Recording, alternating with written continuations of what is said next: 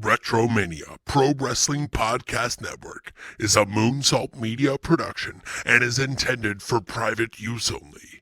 For more information, contact retromaniapodcast@gmail.com.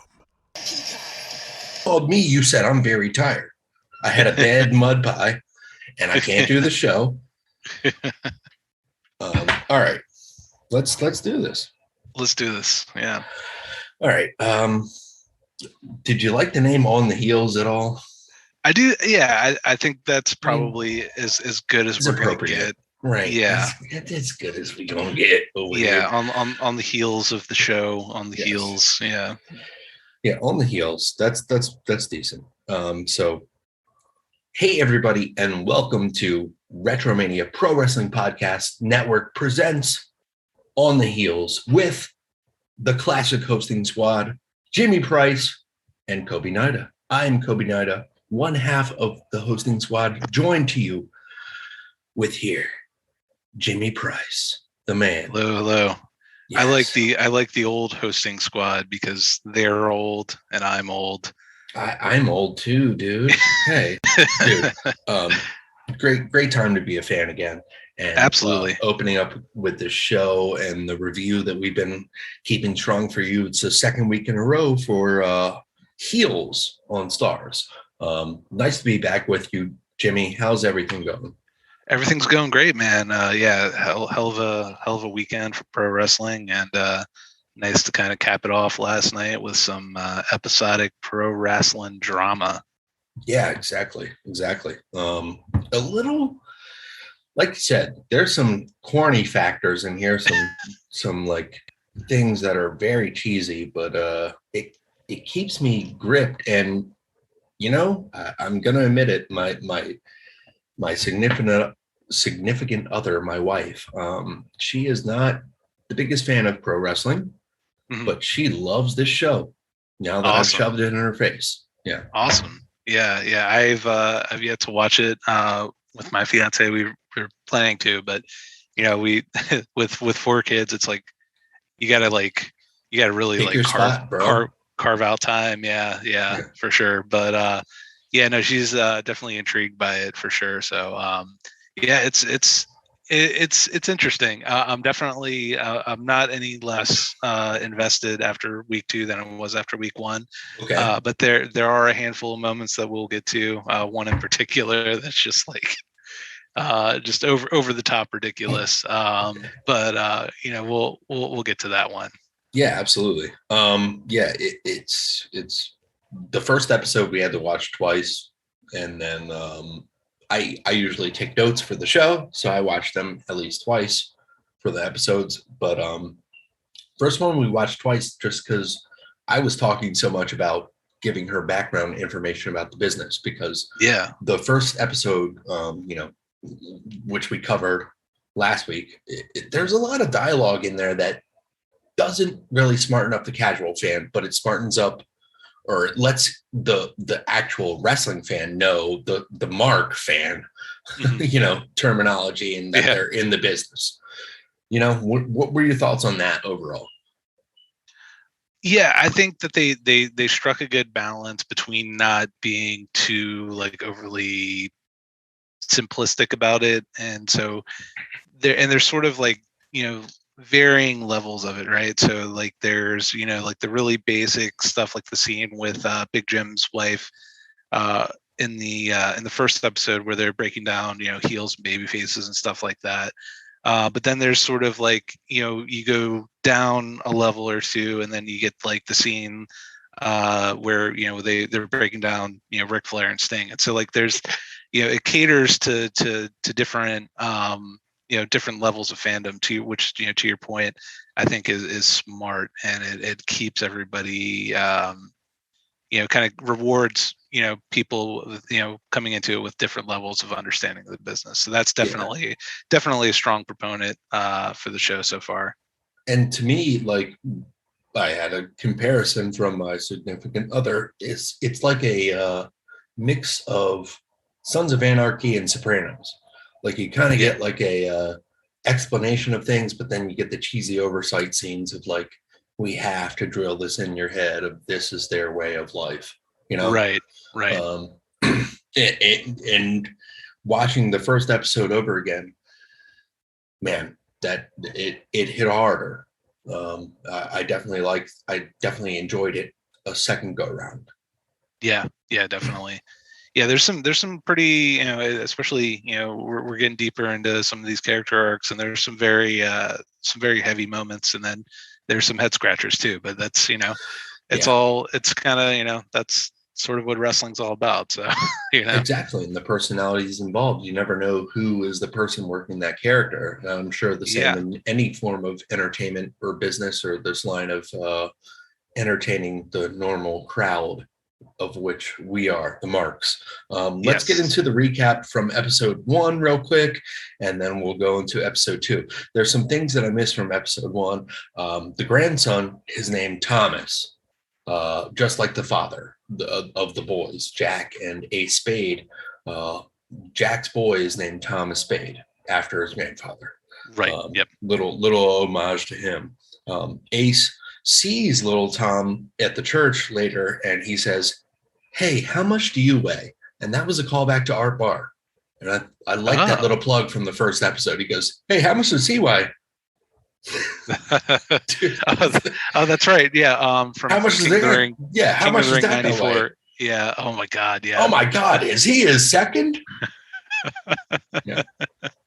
I know.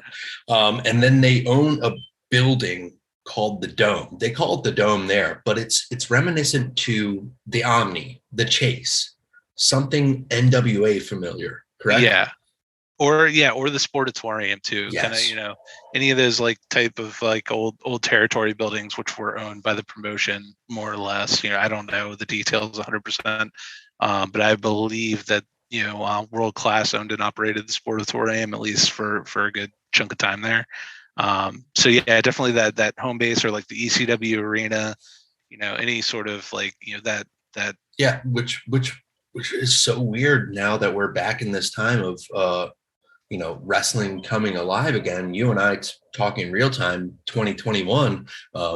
Wrestling at the Chase is going to return with Ric Flair and NWA, and wrestling at the 2300 building.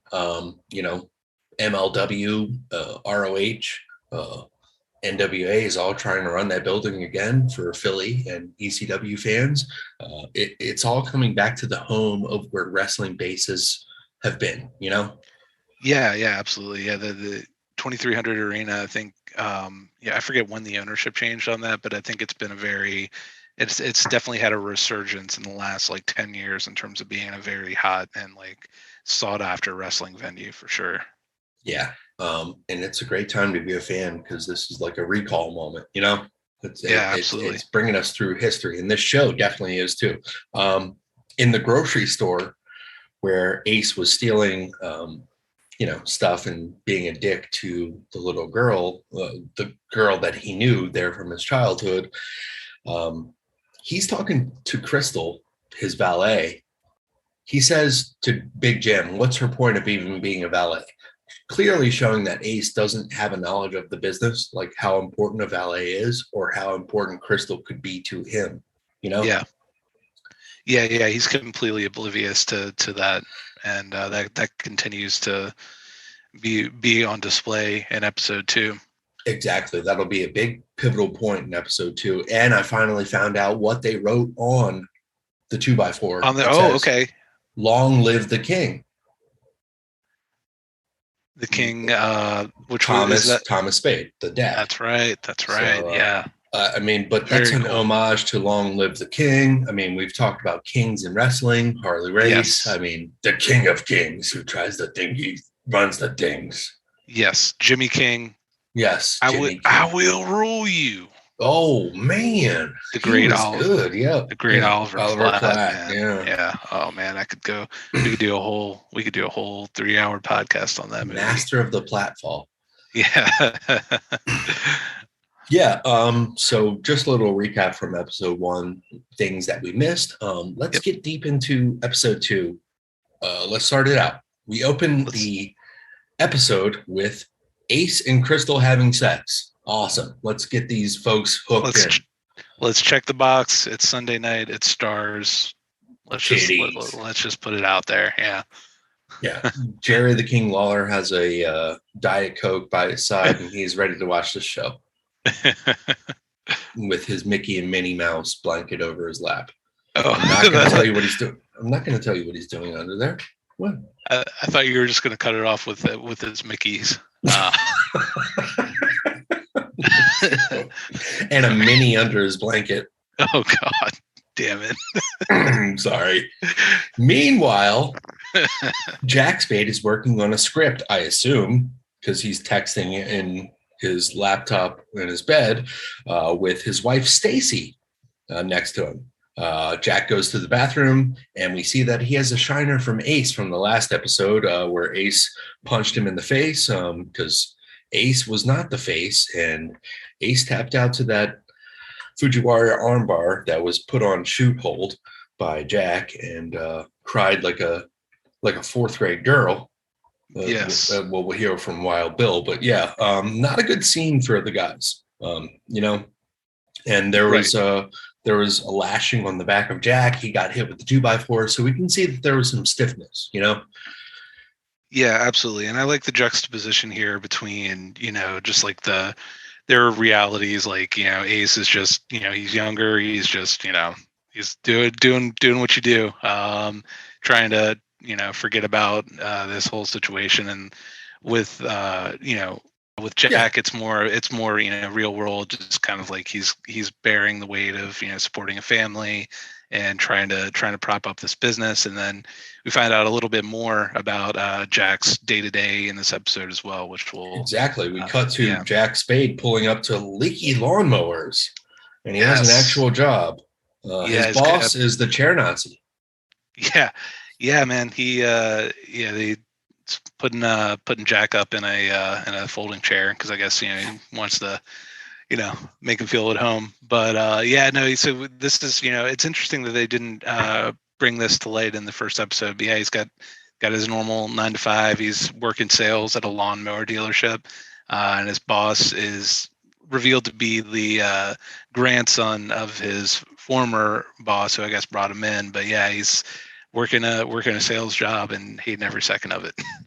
Yeah, and what were your thoughts on this though? Like you said, like the first episode, I was surprised that they didn't bring this up, but I love it that they brought it up right at the beginning of the second episode. It's like he's a regular guy, Yeah, and I think in the first episode, it's all building up to the show, and so he's completely in this world that he wants to be in, this world of pro wrestling. You're enveloped in his world.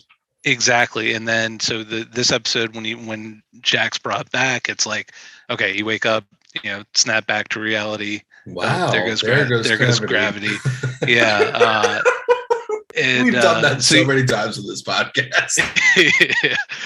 And but yeah, so yeah, you're just like, it's just like you're in his world. Like this is okay. All right. Now you're waking up. You got, your face is fucked up. Your back's fucked up. You got to go to a job that you hate. And it's just like, it really, it does a good job of showing the, the gravity and the sort of the dichotomy between the life that he's, striving so hard to live versus, this other part of his life, which is, necessary for him to be able to, support his family. And what a strong dichotomy that is, what the hell, only. Yeah. I mean, everybody's living that on some level, man. Yeah, everybody's got their passions and their, And then when somebody says what you're doing is fake, that hurts even more, Yeah, especially in the wrestling world when you're trying so hard to be something real to yourself or your other peers, Yeah, exactly. Yeah. It's wild. The boss is a chair Nazi, and he says, "Hey, what happened to your eye? I thought wrestling was fake." Because Jack has the shiner. But we then cut to Rooster, our boy Rooster, and Apocalypse, and the who's the masked lucha guy? I forget his name. I keep blanking on him. Yes, just 1 second. I will say Apocalypse, we didn't note this in the last episode, and I didn't realize that this is James Harrison. Okay. playing him, and James Harrison is a longtime football player. He played for the Steelers for the bulk of his career. Really? Yeah, 5-time Pro Bowler, 2008 Defensive Player of the Year. Yeah, he had a really successful football career, and I guess he's trying to branch into acting, and he's doing pretty damn well because I definitely enjoy his character quite a bit. And then the luchador. It looks like one of the guys from Lost.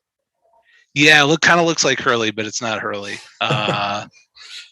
Yeah, I need to pull up the IMDb. I need to stop. They're watching the FTW promotion. Yes, bit in the locker room. The rival promotion, who is yes. all blood and guts, showing us more of Judas Macias and and fucking Abyss and Samoa Joe. Judas Macias really gets the shine in this episode, man. Yes, They didn't show him much in the last one. And we'll talk about him more later when he has a more prominent scene. But the promoter is played by Mike O'Malley, and I was trying for the longest time to remember. He's the guy from Double Dare, from Guts. Guts. I'm sorry. Do you have Guts. it? Yeah.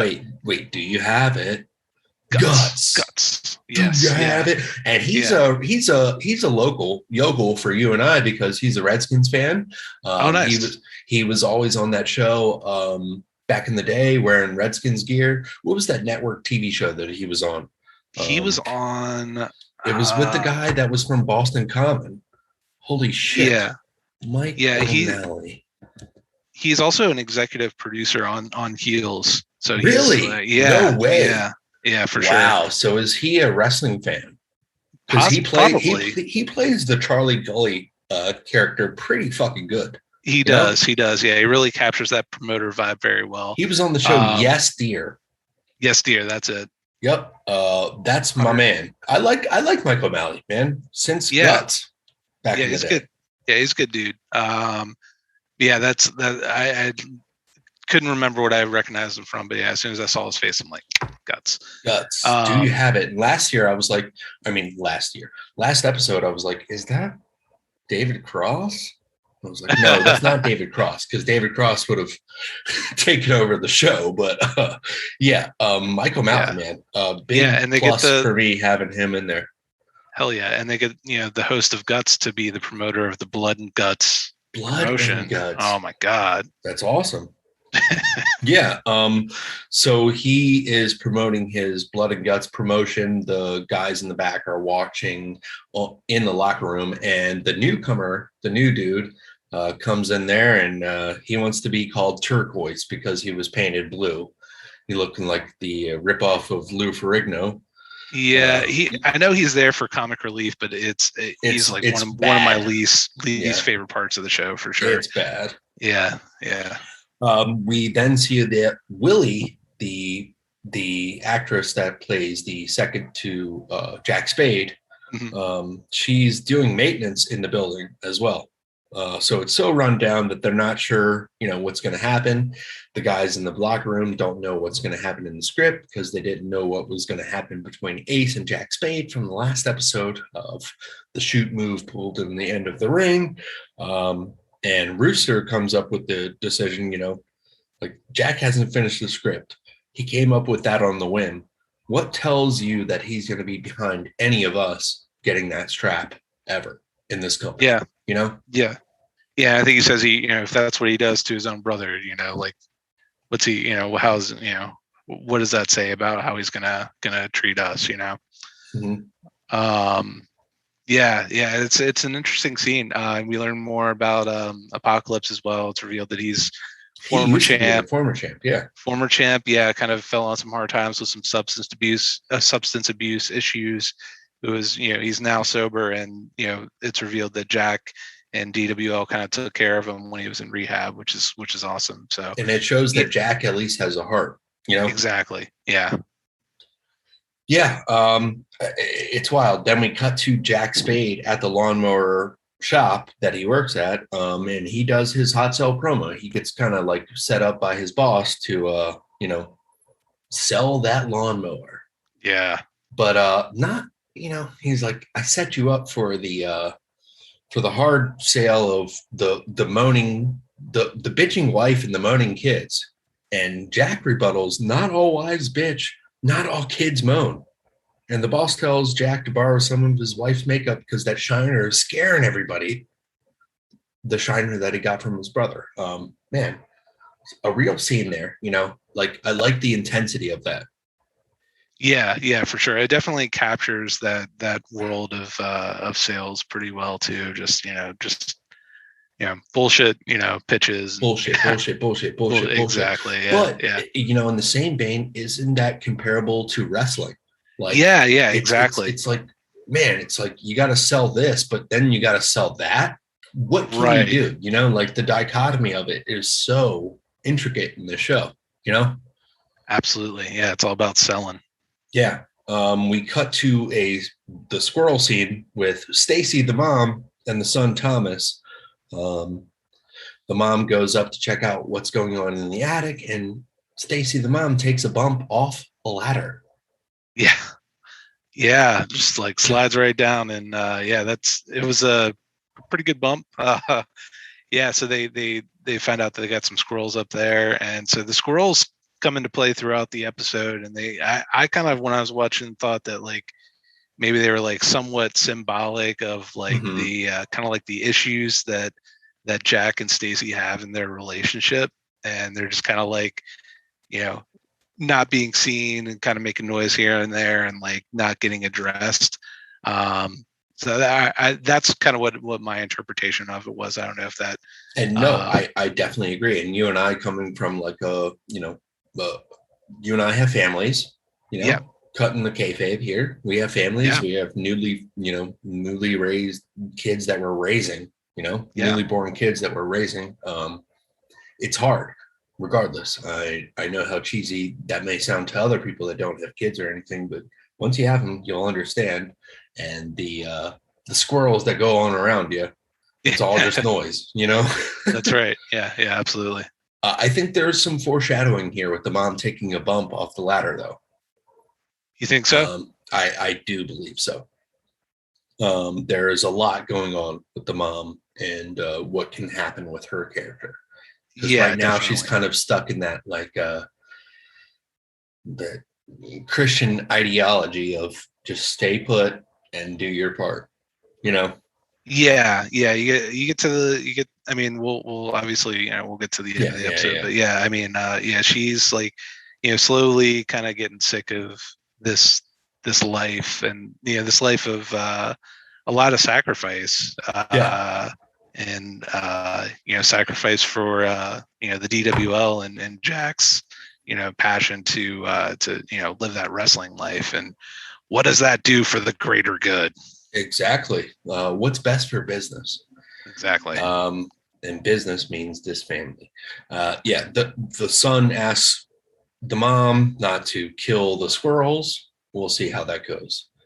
She says I won't do that, but in your heart of hearts, if you see something in your house and it's going to disturb your kid, you're like, yeah, well, they went to toilet bowl heaven. Yeah. So Jack Spade comes home from work and he cracks open a cold one for the boys. And he's got to finish the script, and he's got things to do, and she's got things to do too. So we see that they're separate as a couple, but together as a family. When it comes kind of just pass like ships in the night. And I do like the line where he like, he storms in and he starts drinking the beer, and she's like, well, that was dramatic. Like, yeah, I know. I was like, I like that she was like calling him out on his shit there. So that was cool. Mm-hmm. Because us working the biz all the time, right? Guys like that know wrestling can be a little dramatic and can know how to sell at certain points. Yep. Especially if we got an alcohol problem. We're then at Mrs. Spade's house, the mother of Jack and Ace. Oof, And Crystal and Ace are fucking. They're getting it in, like as Wild Bill would say. Let's get fucked up. Ace keeps calling Wild Bill, and he's trying to get that momentum going that he had for Wild Bill, scouting him for the big business. And Ace doesn't get an answer from Wild Bill. So he's on the phone and his mom is saying, the meatloaf's ready. He says, Mom, I don't want meatloaf. I Mom, never I'm on know the what phone. she's. Yeah, I know. Yeah. It's the hardcore scene of Wedding Crashers. Oh, yes, yeah. Meatloaf. Yeah. So they go to dinner in the house, and the mom only made dinner for Ace and herself, not for Crystal. Crystal is not really appreciated here in the show, as we'll see as we roll along in this episode, but she gets a real sense of her character development. Like we said in the first episode, she's a real punching bag so far. Yes. Yeah. Mama, it's a casserole. It's a casserole. We got planning. You scoop, you poop. But yeah, and you get a little idea of what the mom is like in this episode too, and she's a little bit of a nightmare, I would say. Wow, wonder why their dad killed himself. Oh God, yeah, right. Crystal, she goes to leave, and the mom chases her out, following up, and she's talking about how, like, hey, you think that was fun? Did you have fun? How's my son? How's Ace? How's he doing? Oh, you've been fucking him all day and you didn't ask how he was? Well, guess what? This is all scripted. It's all fake. Don't think this is real. That's, again, reiterized in this show, like it's all fake, quote unquote. Yeah, and in the same breath, kind of implying that their relationship is fake too, because it's based in this fake wrestling world.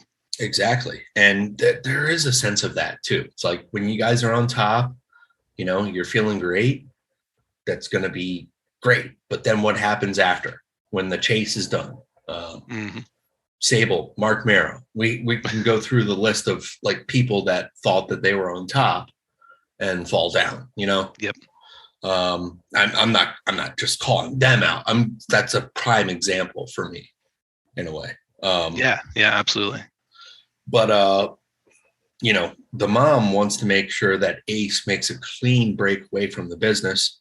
And Crystal says that he's just lucky to have a mom like her, which is sarcasm, heavy-handed over, they definitely have some beef going on here.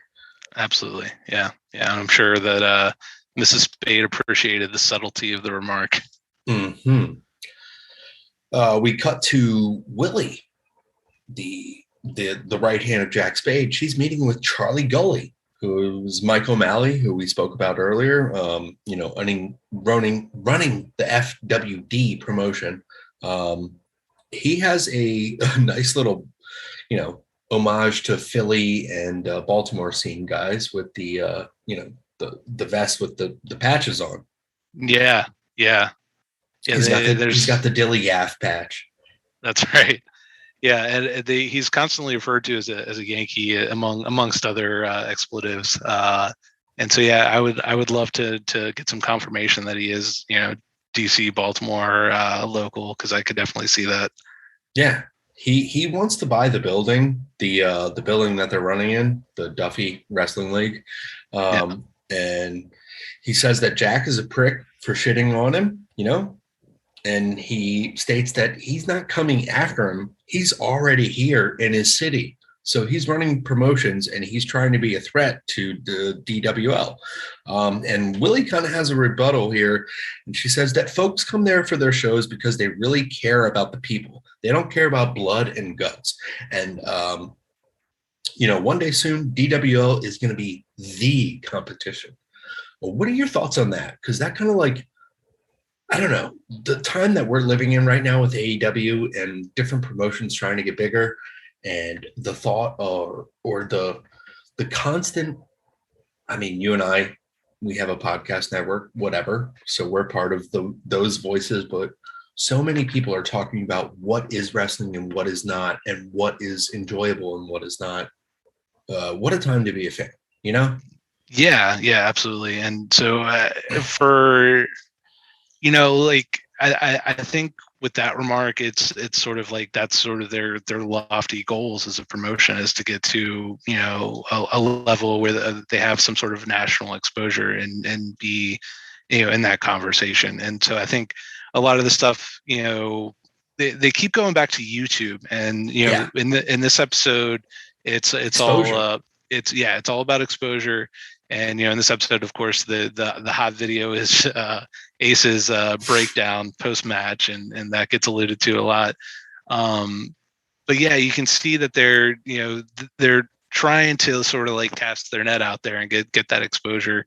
Because really, I mean, that's they have to shoot for that, because the way that things are going are not sustainable from a business perspective. So it's a really good scene between Willie and the promoter.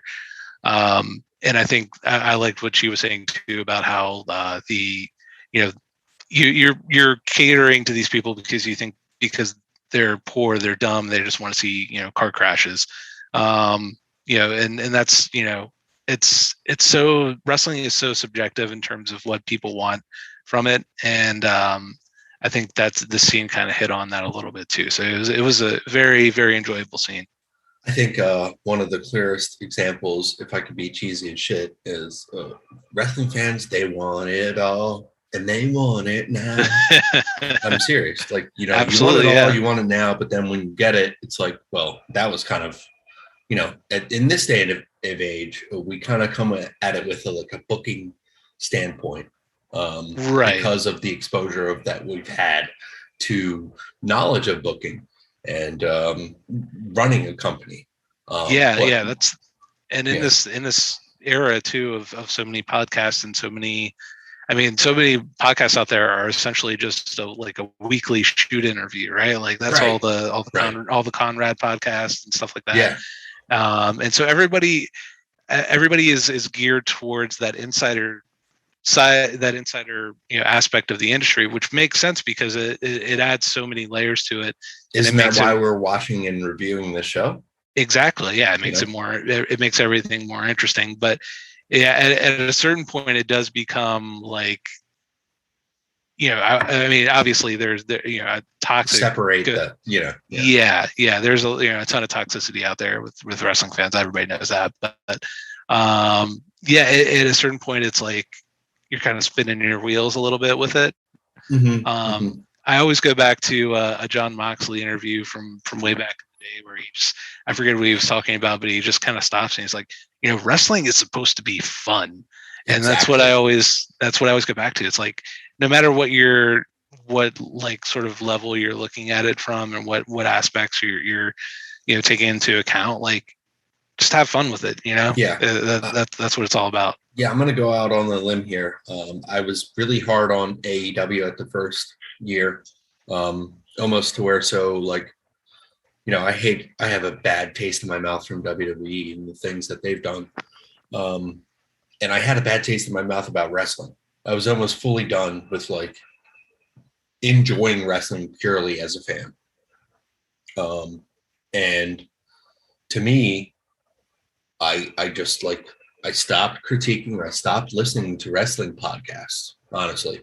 I host one here, but I want to make it fun, and I want to have a review. I want to have common knowledge of, I don't want to sit there and beat everything up too. Right. I want to talk about what shit. I want to talk about what I enjoyed or didn't enjoy, but I don't want to make it negative. Right. And wrestling to me got negative. It was so, I don't know, this resurgence again has lifted my spirits so much about wrestling, about what it could be, what it is as fans. It's the fans, man. Yeah. That's awesome. It's been a big breakthrough, honestly, in the last month or two, of everybody opening up again and us going back to best in the world with seeing ROH, which, it all counts 4 out of 10. 4 out of 10. I'm kidding. That was a great pay-per-view. I just loved watching pure wrestling right there on that show. And there's mixed in with entertainment on ROH programming, of course. But I just missed that feeling of being a wrestling fan, man. And the comeback, the resurgence, this is what it is. This is the perfect timing for the show, too. Yeah, absolutely. And I'm really glad to hear that, because it's such a, we all kind of go in and out. I think over the years, I haven't really, I haven't been like completely out of it since like middle school. I got away from it in middle school, but you have it wanes, and it resurges from time to time. But yeah, I think the pandemic was just such a weird time. And in the case of AEW, like you mentioned, they had to, they were less than a year old when the pandemic hit. So they're trying to establish themselves as a company. And, not to get, this isn't an AEW podcast, but to your point, like it was a very weird time. And now that the fans are back, and, hopefully, staying safe as they go out to shows, with the vaccinations. Again, not going to get into that right now. This is this is on the heels, right? Yes. But join us for catching up. Right. Right. But yeah, I think we're obviously this past Friday was CM Punk's return, and it was just such a magical. Dude, we're gonna have to talk about it. You and I have to. Like, mean, let's do it now. I mean, we're gonna break in between here. Like, we'll at least fill up 5 minutes, because you and I it's late. We're both fathers and parents, but let's. Dude, I had tears in my eyes, chills in my spine. It's been so long since I have ever felt that passionate about wrestling ever in my life, Yeah, absolutely. It was just I was so like, I was hyped up for it. Everybody knew it was going to happen, but again, you didn't know for sure because they didn't outright announce it, which I think was a great move. Brilliant. And yeah, it was just, I don't know. I've always been a huge fan of Punk. Going Same back here. to like, Same here. Yeah. And he's always like, for better or worse, in some cases for worse, he's had his dispute with Cole Cabana, which I don't think anybody came out of that looking particularly good. But yeah, I mean, he's always, for better or worse, been extremely genuine. And so to see him like, go on this journey for the last, 7 years, 8 years, compared to Bob Backlund too. Yeah, exactly. And to see him, he went out there and he gave his all to MMA, and he just didn't have the skill set for it. It was, whether that has to do with his age or whatever. Well, he talked about that with Renee Paquette on her oral sessions. He talked about, like he was too old. He regrets even signing that 3-year deal. Like that was not a move that he should have done at that age, but he fucking did it, dude. Yeah, exactly. That's to have the belief in yourself and the courage to think that to not only just believe in yourself. Like I don't think it was a delusion at all. Like I just think he firmly believed in himself, and like you could see how hard he was training, and like he just gave his all, and he got knocked on his ass, and then he came back and he kept going, and I've seen a guy do that before. His name was Brock Lesnar. Yeah. Yeah, exactly.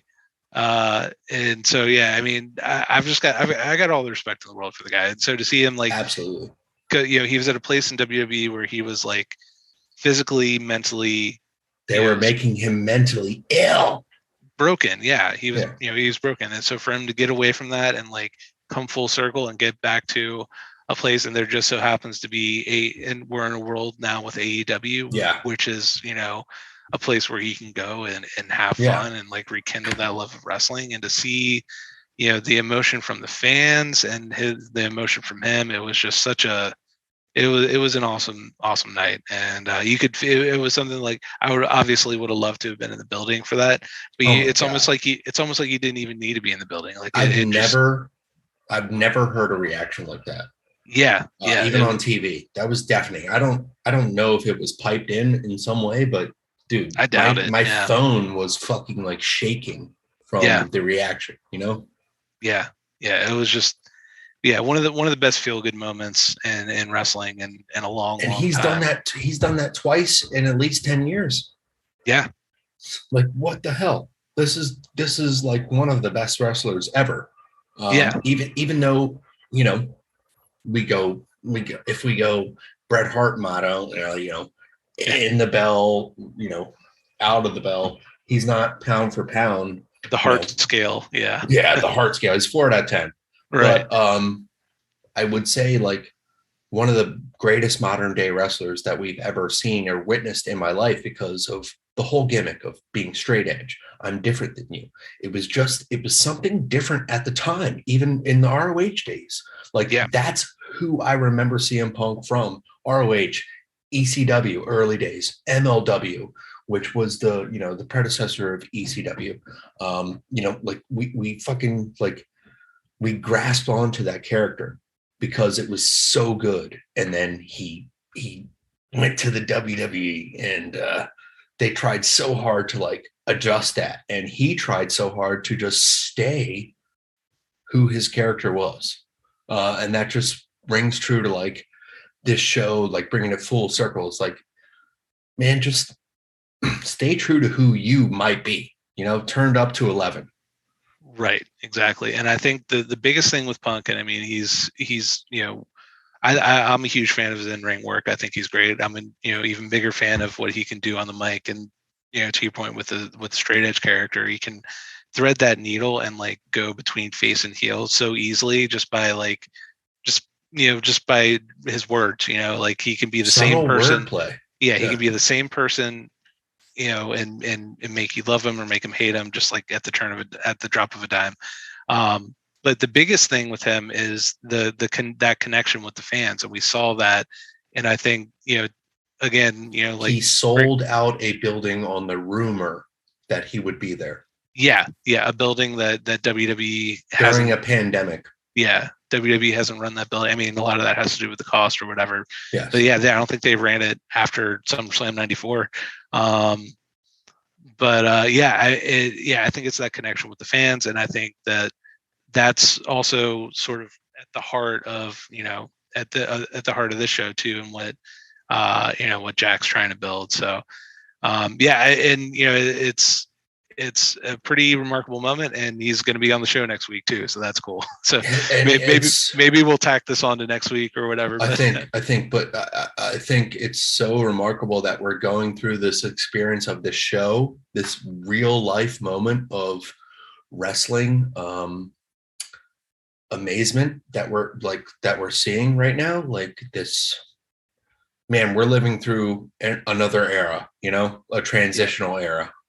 Something big. You and I have done that through golden era, through the aggressive era, WCW and ECW being absorbed. You and I have lived through a lot of this shit. And ROH, the birth of TNT or TNA, the birth of AEW. Like, there's so much stuff that we're going through right now with the evolution of wrestling. And it's like, man, it is a great time to be a fan. But there are moves to be made. Where do you go from here? Yeah. It's like AWA, NWA, and WWF back in the 80s. Like, ooh, this is great. Now where do we go? Yeah. But I think everybody has enough insight, mind behind the business and money, that we can continue to be fans that enjoy every presentation of this. Absolutely. All right, let's jump back into the show, because one man is not bigger than the actual business that they work in. So Charlie Gully, the leader of DWL, is talking to Millie, the right hand of Jack Spade, and Charlie tells her that Jack Spade his ego is going to be the downfall of DWL. And he tells Willie to jump ship before the ship sinks. Yeah. So he wants that building. He's making a move. Yeah. And like you said, he's already there. So it's not a question of if or when he's there. And I'm, assuming, in the weeks to come, we'll see him, cross promote, and, it's like as if there wasn't enough going on internally with DWL. Now you got this outsider coming in and looking to take over the territory. Yeah, I would love to see a promo of like the guts. Do you have it? And it's like Nick Gage cutting John Moxley's face with the pizza cutter. Right. Yeah. And then Judas Messias and the Great Drinking Muta. his blood. Yeah. Yeah, exactly. Oh my God. We cut to Jack Spade. He's listening to RetroMania Pro Wrestling Podcast Network. Of course, yeah. About Jimmy and I complaining about wrestling, or me more specifically. No, I'm kidding. He's watching a podcast reviewing wrestling, and he hears the squirrels. So his wife tells him about the squirrels, and he'll get it solved. ... Don't worry about it. Yeah. Let me watch these nerds talk shit about me. I need to hear about Coby and Jimmy, what they have to say about Jack Spade. Willie, we cut to a scene with Willie back. She tells Jack about the offer from Charlie Gully from FWD and that he wants to buy the building. And he says, fuck him. Jack says, fuck him. But for how much? How much does he want to buy it? Because kind of could be in, business. Yeah. I love that. I love that scene. That was a great scene. Great. Yeah. He's in long, the grass that he hasn't cut in his backyard. He's out there on the phone with Willie telling her, fuck Charlie Gully. He's not going to, sell his company, but he could if the price is right. Yeah. But then he goes, no, we're going to blow up bigger than ever before. And she asks if he spoke to Ace, his brother, about the incident that they had in the last episode. And he says, no, he's not booked on the card. She's like, that's not what I mean. Have you talked to him, like, personally? And he kind of ignores that, Right. Yeah. Yeah. Go ahead. Yeah, it's not ready to mend fences just yet. Yeah, the greatest talker in the biz, quote unquote, can't talk. So we get a cut to Crystal, the female valet of Ace. She finally gets home and she is going to challenge the Young Bucks on a trampoline match. Sorry. Yeah. Young Bucks look great. Good, nice to see them finally get some exposure on a national level. I'm kidding. Yeah, she goes to the trampoline and it's two young boys that obviously might be her younger brothers or people that she cares for, younger buckers. Yeah. She hits a great suplex on them, though. More foreshadowing about her testament to the business and her skills. Yes. Cut to Wild Bill finally calling Ace back. And,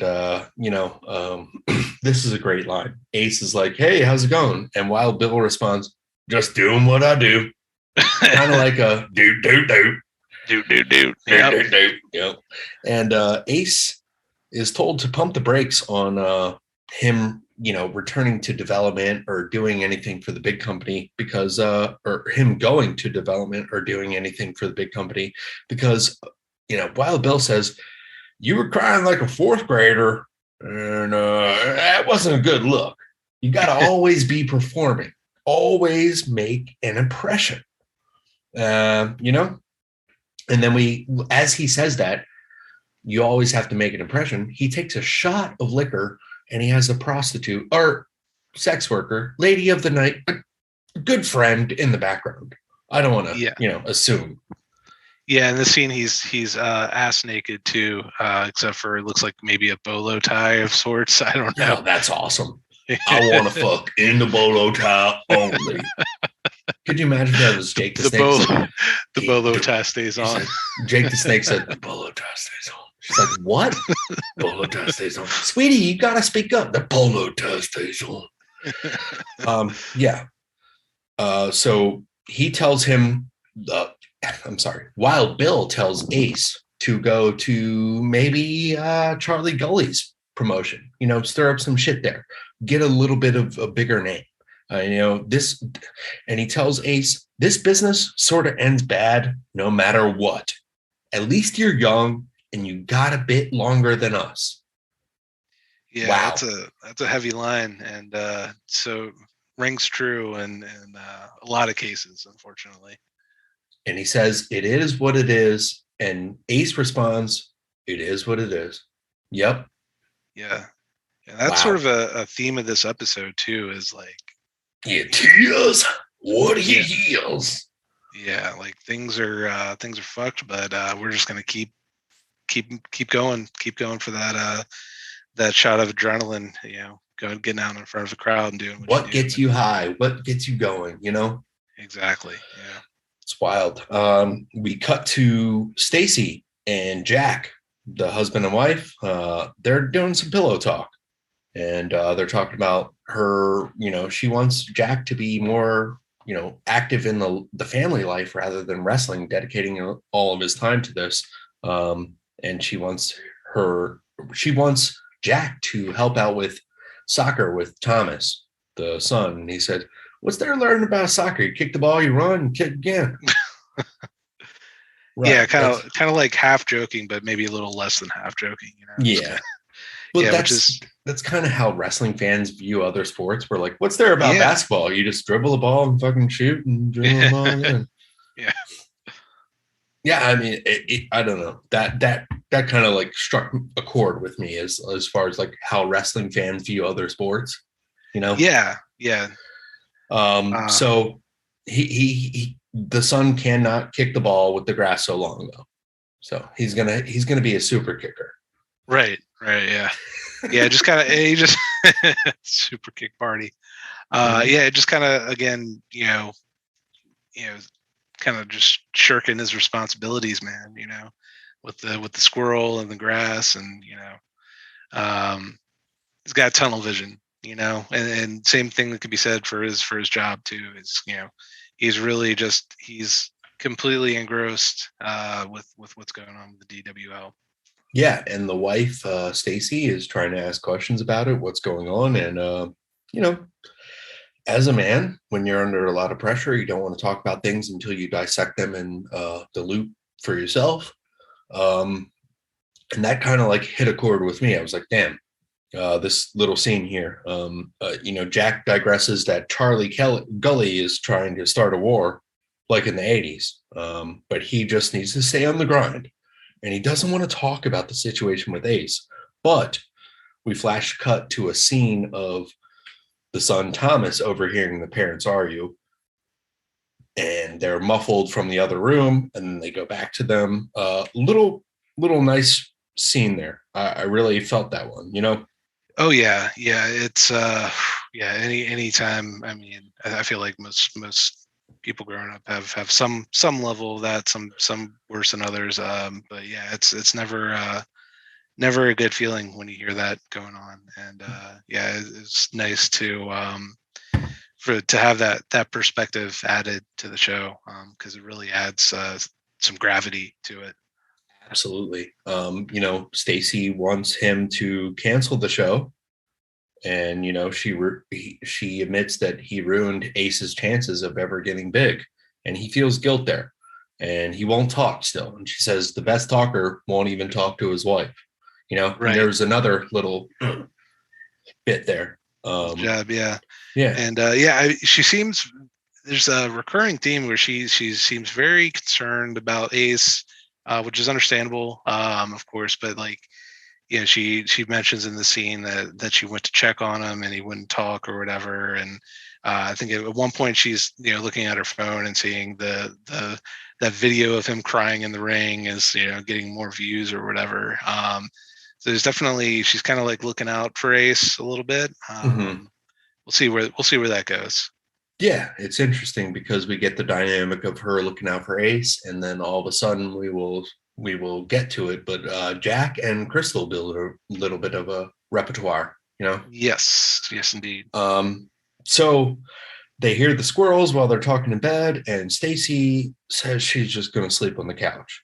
And she goes to leave, and she says, "You remember when you were supposed to buy a new mattress and you bought pyro systems instead? Spooters." Yeah, spooters, Yeah. little spooters for Goldberg to come out. He said, he's going to come out for one shot to stare down our main guy, but he won't wrestle. Anyhow, yeah. He just responds with, "Yeah." Skip to the next scene.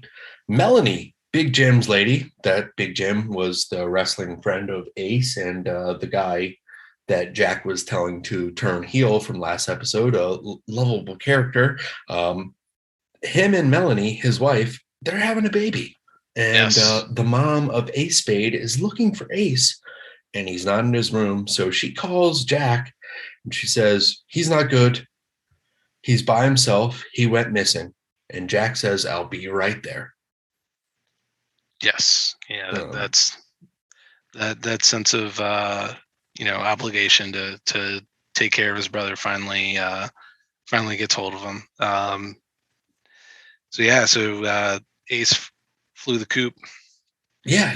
It's you can show the sign of weakness, or he's really scared or hurt, Yeah. And we get more dynamic over this little bit. Jack goes to the mom's house, and Crystal is already there, because she said Big Jim sent her a text saying go there. So Big Jim knows the relation between Crystal and Ace as much as Ace might like to think it's fuck buddies. Maybe she thinks it's something more, and everybody thinks that she's an opportunist parasite. The mom even says, get that opportunistic parasite out of my fucking house. And I think that's kind of foreshadowing to me. I'm going to call this out. I think the mom is toxic.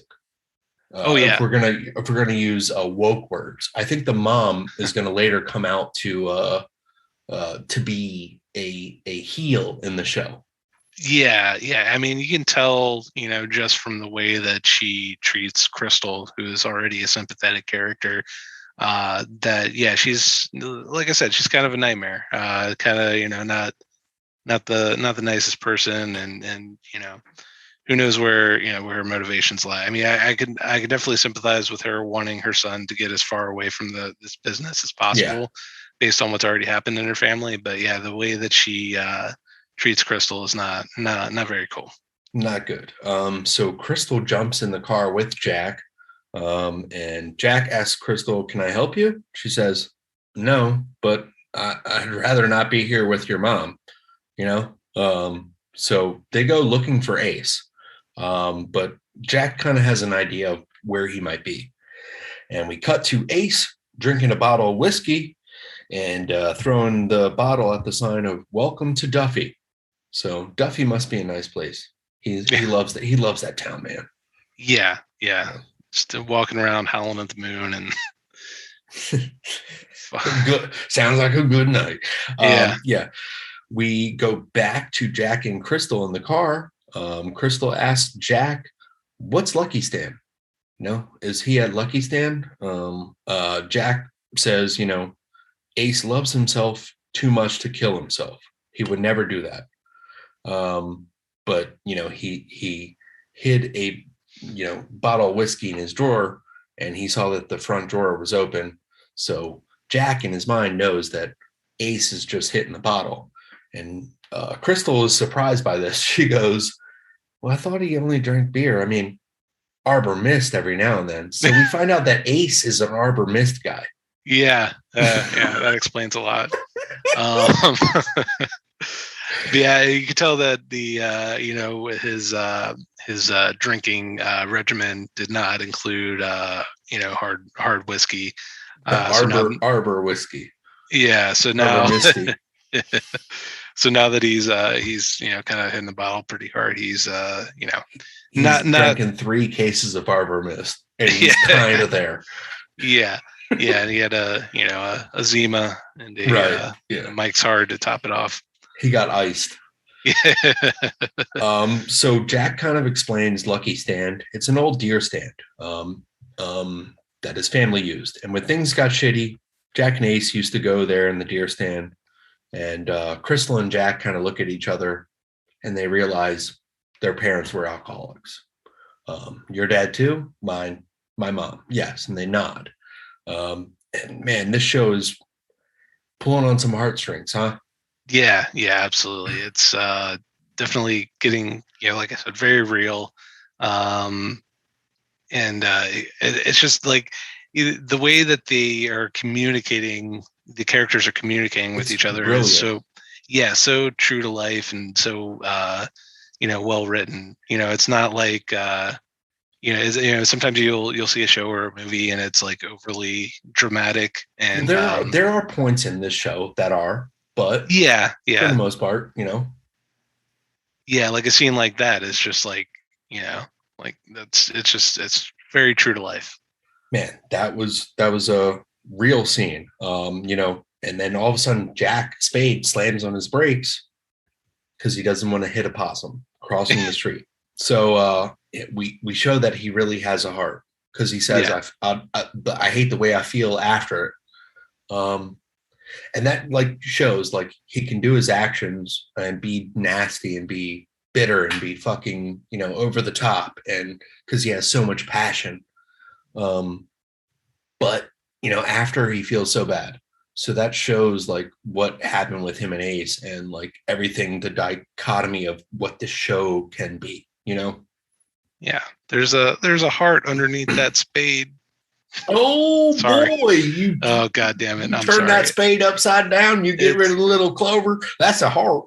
It's 12:11 a.m. Yeah, I know. Okay. Just a note to the listeners. Yeah. We cut to Ace then walking into a bar, and it's our man Rooster. He's doing some good old karaoke hosting, and Ace wants some tequila, but not for him and Rooster, just for Ace. 2 shots, yeah. He wants to sing. We cut back to Jack and Crystal discussing everything, and Crystal says, if Ace comes back, is there a place for him? And Jack responds, do you mean a place for you? Like, he's bitter, because she knows, I think, that there is like a spot for her. There's some potential, but there is also the potential of Ace ruining everything for her, Right. Yeah. Yeah. She's kind of, her prospects are kind of tied to Ace at this point. Yeah. So Rooster texts Jack as Jack and Crystal are in the car, tells him that Ace is at the local bar. So they start driving there, and we cut back to the bar with Ace singing some good old Hank Williams. Yes. Yep. He bumps into a table and he spills a beer on some ladies. Hey, ladies, it's just beer. And that reminds me of get tore up back in the days. Buddy and I were at a baseball game. He stood up during some random series fucking line drive for a fucking Nationals game, and he spilled a whole beer inside a lady's purse. She didn't realize it. My God. Yeah, filled up her entire purse. She didn't realize it until she sat back down, and then she looked back at him and he goes, "It's just beer." Did he really? Yes. That's so. Oh my God. That reminded me just of that. It's just beer. Yeah, it's just beer. Yeah, it's not going to ruin everything. No. So yeah, Ace is really drunk and wants to do some karaoke. So he wants to be back up there on the stage, and Rooster's like, "Oh, this is my job, dude. Don't do that." So we get a chance to see some exposition here, some background history. Travis Davies is in the crowd, and he does not like Ace is singing, and he's like, "Yeah, why don't you go cry like you did before when your brother pushed your shit in?" Which I don't think that's wrestling.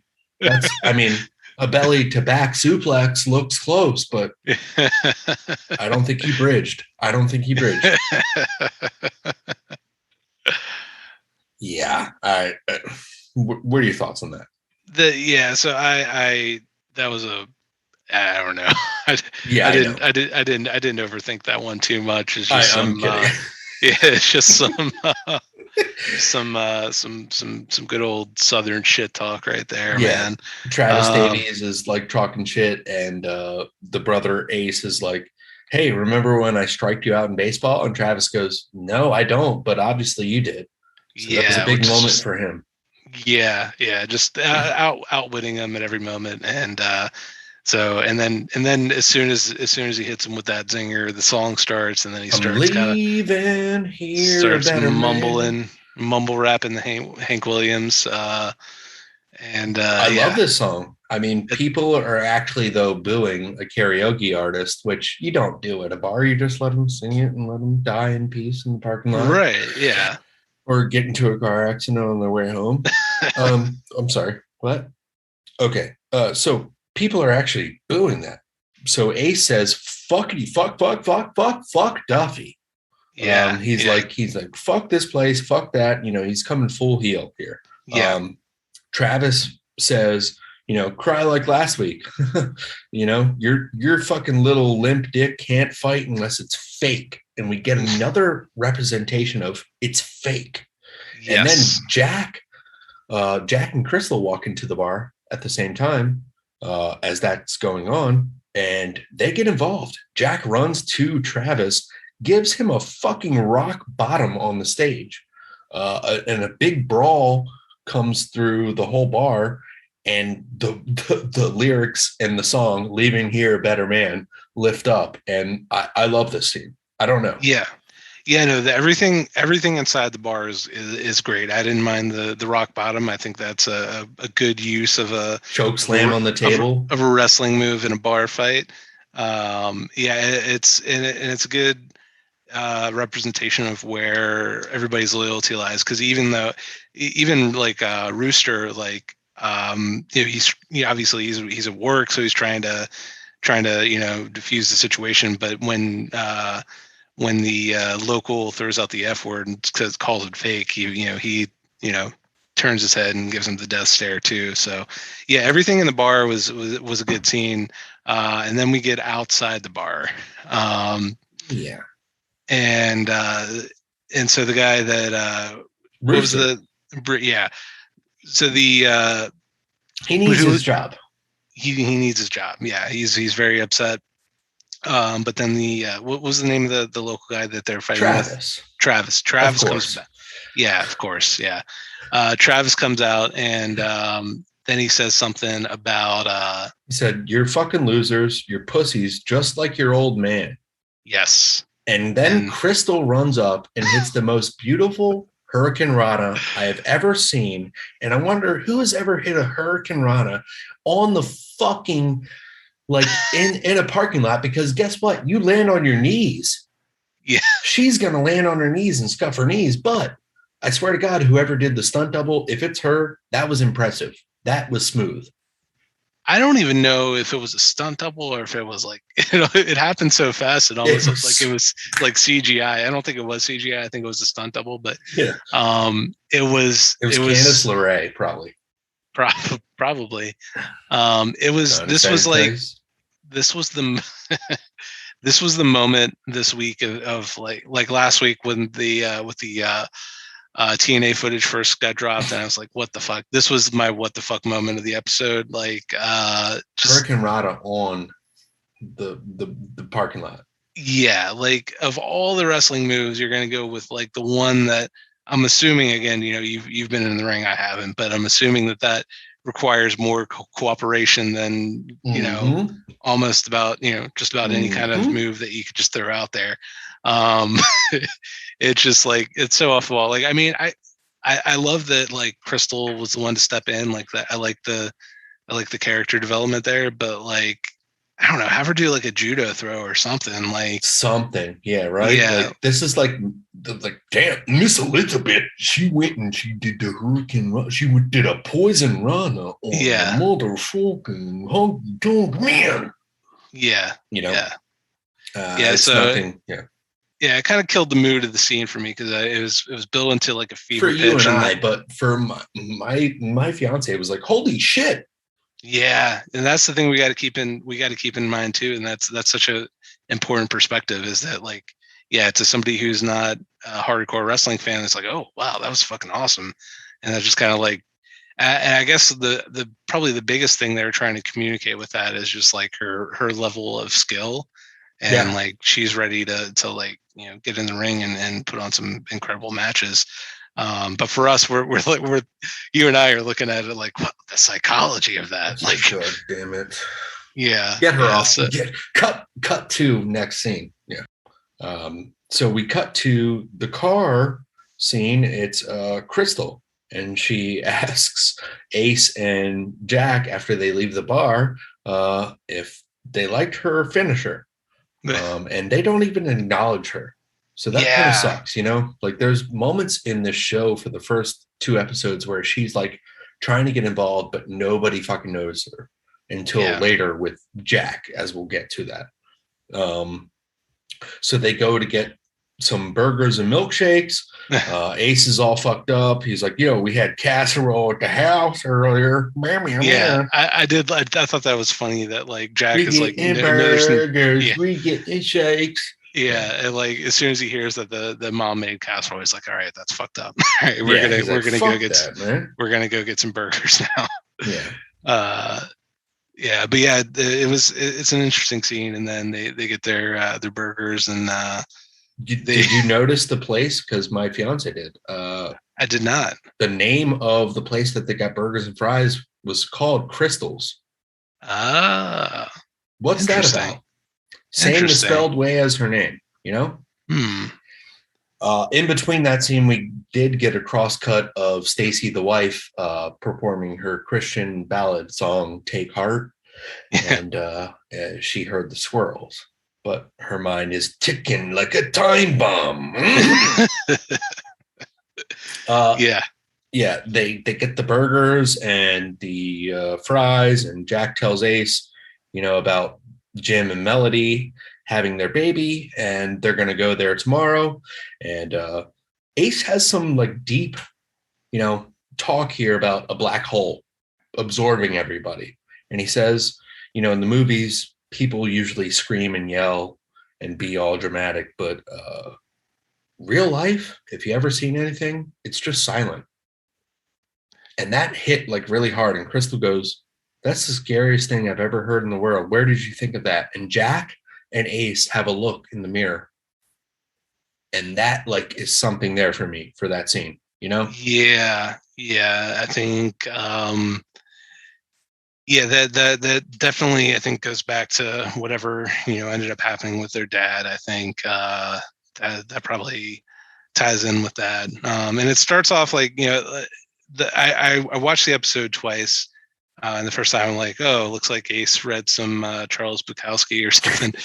But it definitely, I think it definitely, there's a tie in there with their dad. And so it's a very, again, just a very interesting scene, and kind of like, runs the gamut between comedy and just some, serious, there's a character development piece with Crystal, and then just the, alluding to what the story that we still don't know, with their father. So it was another really good scene.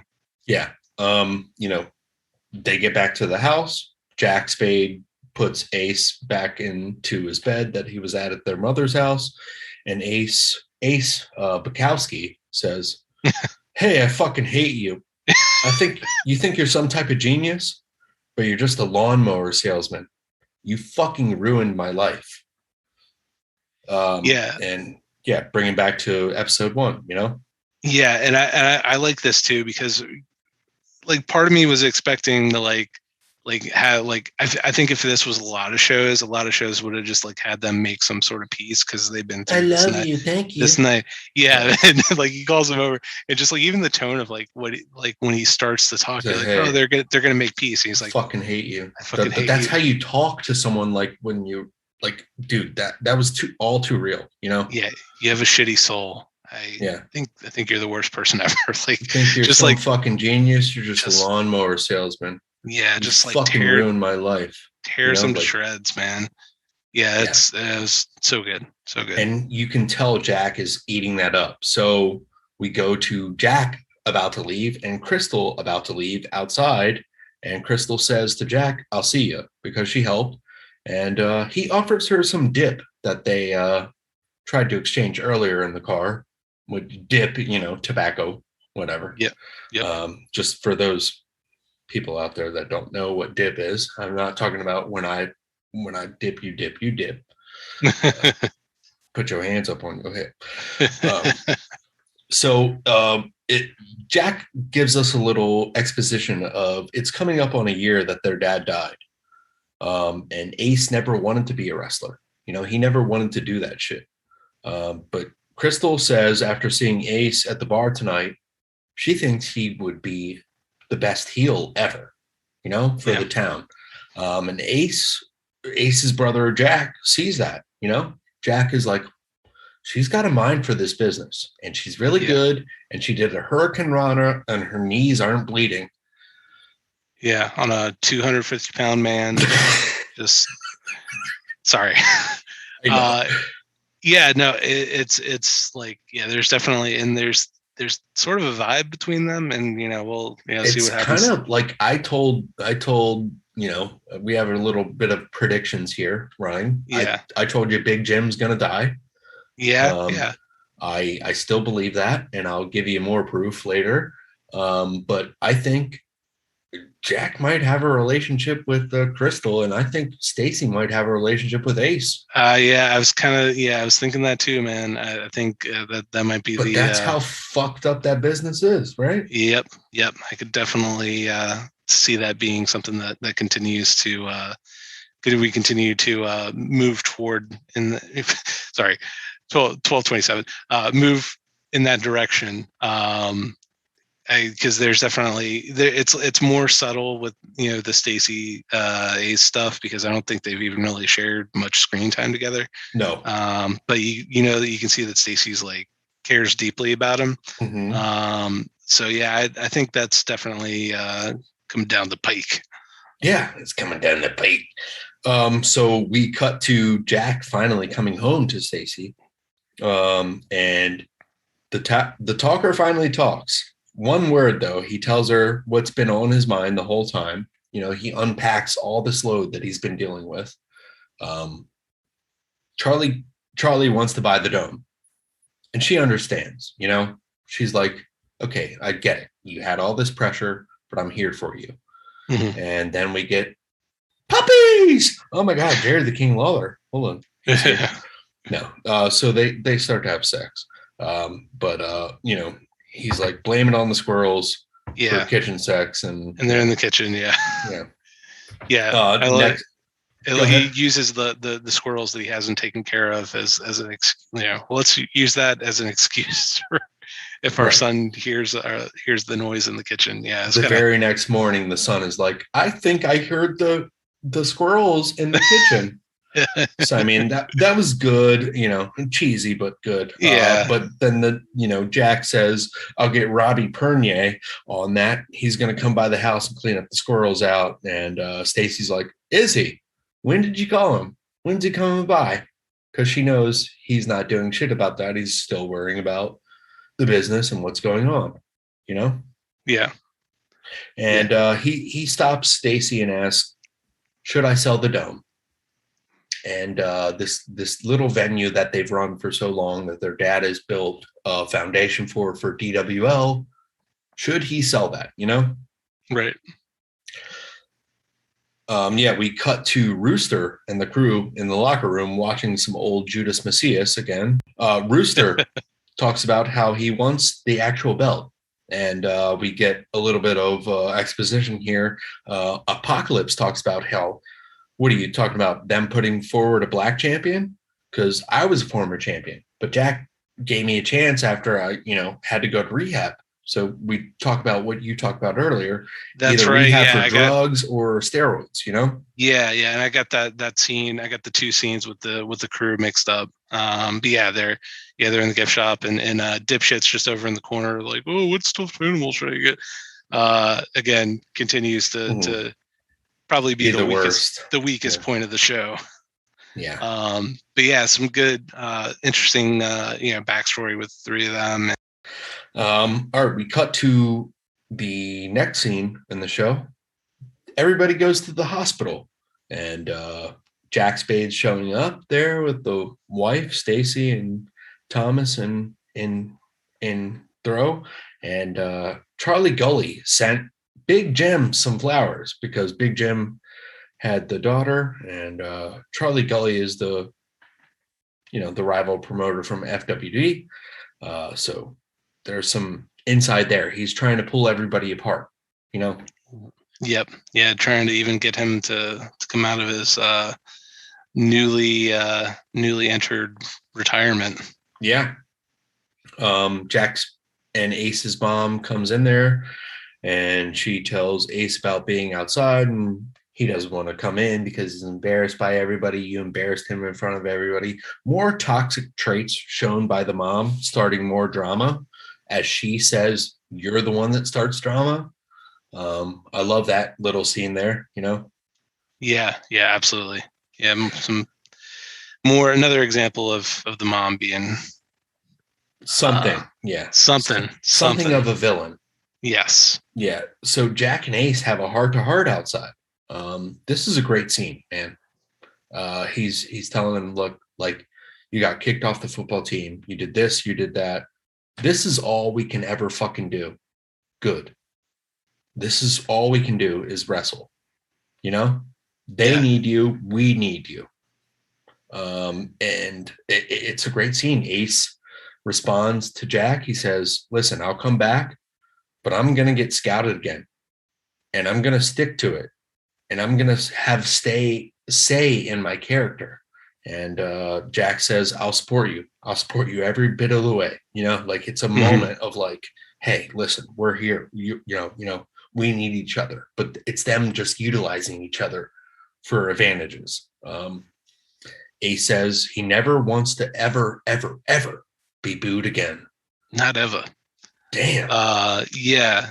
And then Jack comes back with the just like it's so good. He, you can see the hesitance on his face because he's thinking he's already got his plans to turn Ace heel, and just gives him that promoter. Then you won't have to, pal. You won't, you won't because I'll make them boo you.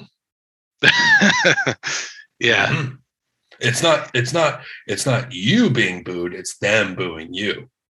Exactly. It's like, wait, that sounds the same. But the psychology classic, of the word, semantics, son. Semantics. Yeah. It's the classic Vince Jedi mind trick. Yeah. So I mean, I just love that scene of them coming real and like forward with each other. That was awesome. Yeah, absolutely. Yeah, go ahead. Yeah, and it's the crux of the episode, man. Like they're at a point in their lives where everything outside of the ropes is a wreck, and so they're just doubling down on the one thing, where their passion lies, and one thing that they think that they do best, and so they're just kind of all in, for lack of a better term. To finish up the show, the brothers join into the hospital together. And Big Jim is holding his baby, newly born baby. Props up to Big Jim. Crystal ends up showing up. Ace is not entering the hospital room, but Jack signals Crystal to come forward. And I think that's a sign to come into the business. You're welcome here because you showed your loyalty. Right. Yeah. And she gets to hold the baby. Yeah, and he's standing there with all the boys too. So you're absolutely right. I didn't even think about that when I was watching it. But yeah, that's sort of like you're in now. You're in. You did a Hurricane Rana on a parking lot of a bar. So yeah, you're good. Yeah. How's your knee, by the way? Right. Yeah. So looks like the next day, Jack tells Stacy, I'm not going to sell the Omni or the Chase or whatever it is, And she's like, this is my surprised face. Oh, what a shock. I know. She's like, I knew that, you fucking fool.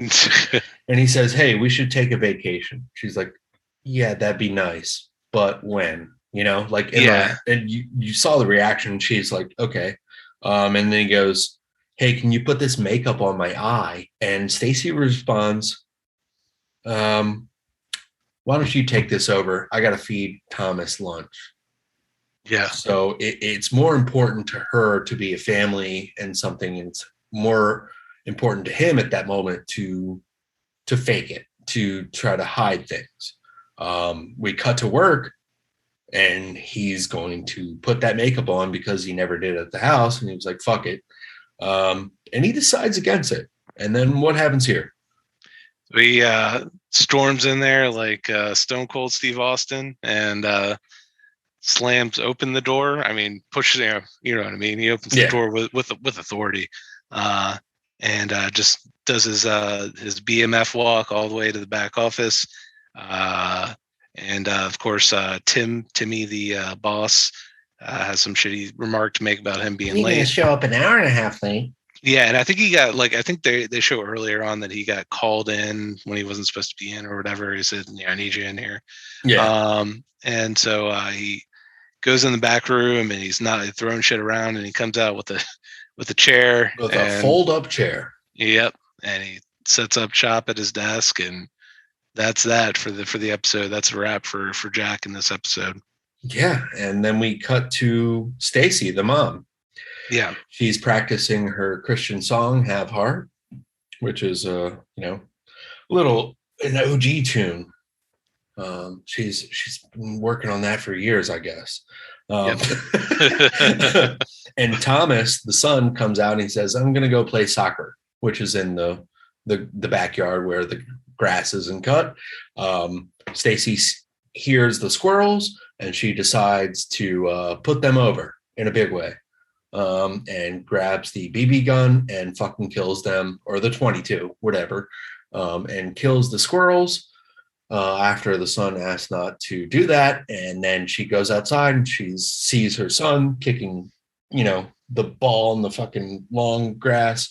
And she's like, "I'm going to man up. I'm going to crack a beer and I'm going to ride this lawnmower." Big scene for the mom here. Breakout moment. Definitely. And it's, the significance is there, obviously, especially with it being the closing scene, which I loved, absolutely. Because I think a lot of shows would have flipped it and had that scene and then had the work scene be the last one. Yep. But yeah, I love that her character gets the shine here at the end. And yeah, so it's an interesting point where we leave him. You got Jack is sort of just, like we said throughout the episode, like he's completely. They're both not taking shit. Jack and Stacey are both like feuding. Yeah. Yeah. Jack is done taking shit from work and just he's done. It seems like he's just giving up on everything outside of this wrestling business, which is a dangerous point to be in. And then as a result, all these responsibilities on the home front that are getting neglected, Stacy stepping up and taking care of those, and in the iciness between them, only continues to grow and grow. All right, man, it's late. Let's go. Let's sign off. I mean, we'll be here next week again. Big wrestling weekend, action packed. You and I have watched so much good wrestling and so much good content. Man, what a fucking time to be a fan again. Absolutely, man. Good times. Very exciting. Yeah, it's awesome. I'm glad that you're back in the saddle with me. Thank you again. We will see you next week, everybody. See you.